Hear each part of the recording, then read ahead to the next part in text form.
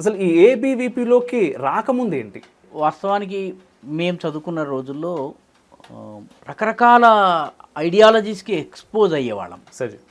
RSS ideology కాదు, ఆ రోజుల్లో హేతువాదం చాలా అట్రాక్టివ్గా ఉండేది. ఓకే. దేవుడు లేడు, ఈ రకంగా ఈ ఆచారాలు ఇవన్నీ ఇది వేస్ట్, ఈ రకంగా అనడం అది చాలా ఫ్యాషనబుల్గా ఉండేది. ఓకే. అదే టైంలో కమ్యూనిజం చాలా అట్రాక్టివ్గా ఉండేది. కమ్యూనిస్ట్ ఐడియాలజీ, పేదలు, తర్వాత ధనికుల దోపిడీ, భాష మాట్లాడేవాడు, అది కూడా చాలా అట్రాక్టివ్గా ఉండేది. ఓకే.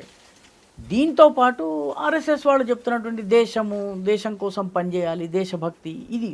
సో 4-5 రకాల ఐడియాలజికల్ ఇన్ఫ్లుయెన్సెస్ మీద పడ్డాయి ఆ టైంలో.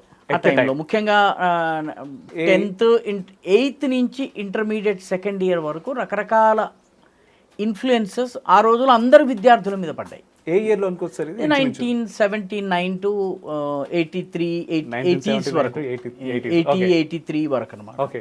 కాబట్టి నాకు కూడాను రకరకాల ఇన్ఫ్లుయెన్సెస్ పడ్డాయి. కొంతకాలము పీడిఎస్యు విద్యార్థులతో తిరిగాను, కొంతకాలము ఏఐఎస్ఎఫ్ వాళ్ళ మీటింగ్కి వెళ్ళేవాడిని, కొంతకాలము హేతువాద సాహిత్యం చదివాను, రంగనాయకమ్మ గారి విషవృక్షం లాంటివి చదివాను.